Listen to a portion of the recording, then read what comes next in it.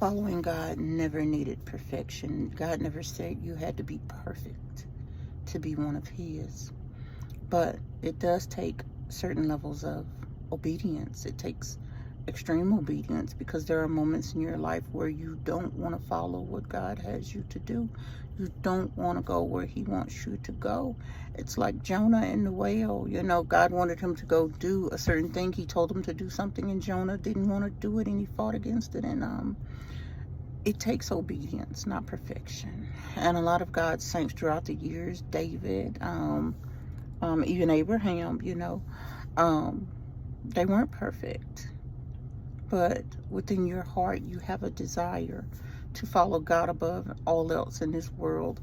You have a desire to follow God, that it rises above your own selfish desires as a human, because we're humans. We have selfish desires, and they're not always of God. And obedience sometimes, and I've spoken to you guys, it causes us to be still in the storm. I have a bad habit of, if it's a storm and I'm driving, I try to drive out the storm, and I just want to get past the storm. And many of us are like that. But sometimes we have to pull over, we have to sit, and we have to wait for the storm to pass. Very difficult at times, because the storm can be very light or very dark. And sometimes the storm is so dark that it's black around you, and that's all you see. You don't see a way out. You don't see a way around it. You just want to run from the storm. And again, I understand we don't have to be perfect, but we have to be willing to be obedient to the Word of God. And that's not partial words of God, but that's the full Word of God. Not picking and choosing those things we like because it lets us do what we want to do, but we overlook those other things because what God understands. No.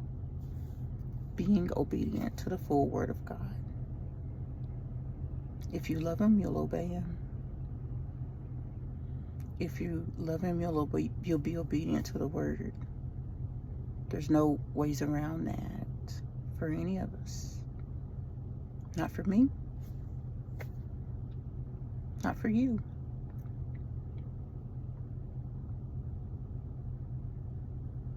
You have to be obedient to His path for your life, His will for your life. Selfishness, you must throw out the window to follow Him.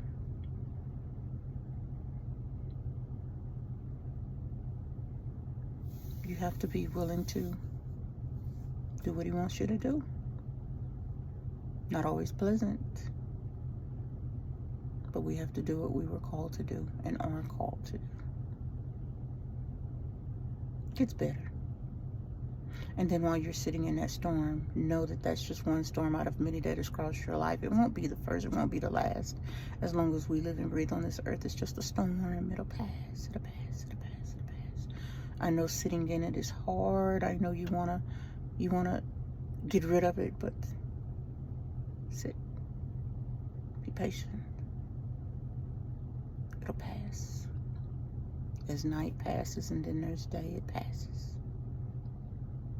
We'll wait while our storms pass together. Be good, guys.